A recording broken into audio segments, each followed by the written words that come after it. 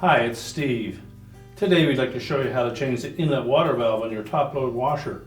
It's a really easy job. Let me show you how we do it. Now to do this repair, we will need access to the back of the washer, and we'll also need to disconnect power to the washer.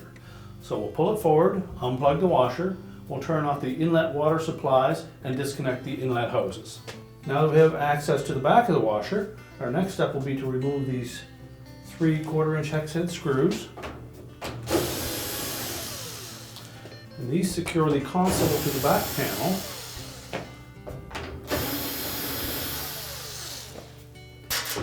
Now once we've removed them, we'll just tilt that console slightly forward, and then as we're facing the back of it, we're going to push it a bit to the left.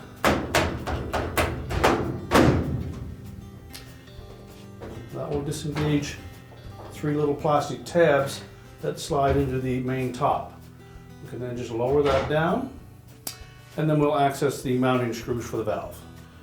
Now with the control panel removed, next we're going to disconnect the individual wire harnesses to the coils on the old valve. Simply pull them off and pull the harness out of the way.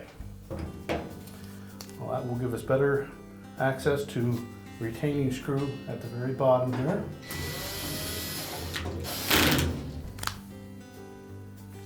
Now that gives us better access to the screw at the front of that valve. Remove that one. This one was the one on the end.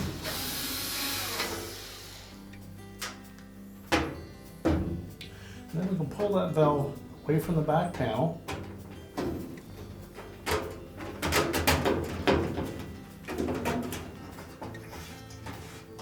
And we can pull that far enough that we can release that clamp.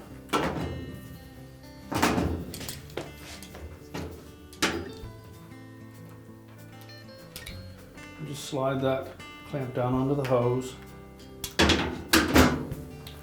and grasp that outlet tube right at the valve. Twist it to break any bond that may have formed, and then pull the valve away. And then discard the old valve. Now when installing the new valve, we'll begin by inserting the outlet tube onto the valve first.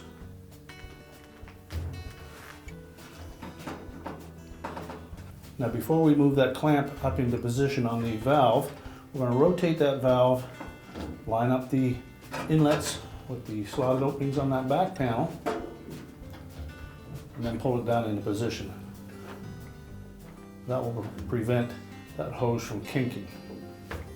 Now once we have it in place, we'll squeeze that clamp and slide it up onto the valve.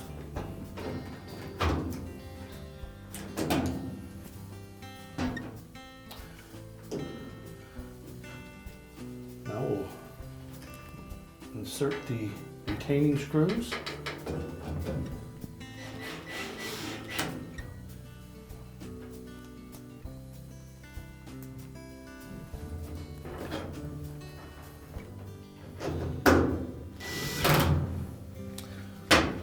Tighten both of those securely.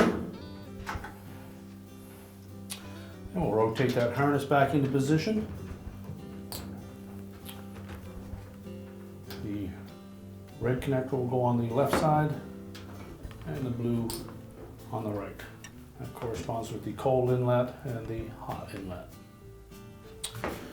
Now we can tuck the harness down into that opening. Make sure it's behind the lip of that top panel. And then we're going to line up these 3 tabs with the 3 slotted openings on the top.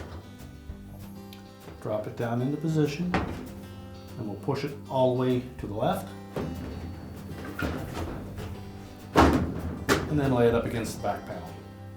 Now we're ready to put the retaining screws in the back. So make sure that that back panel is tucked in underneath the top edge of the console and lays up against it. Line up the screw holes and then secure it.